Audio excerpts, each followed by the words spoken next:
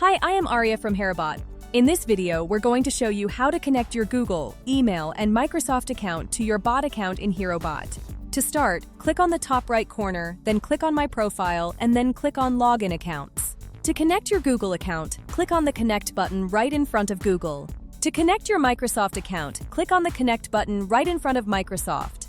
To connect your email account, click on the Edit button right in front of Email. The green dot right here indicates the account you are currently logged in with. There you have it.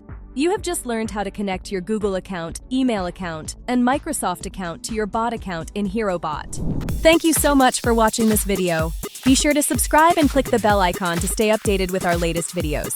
See you in the next video.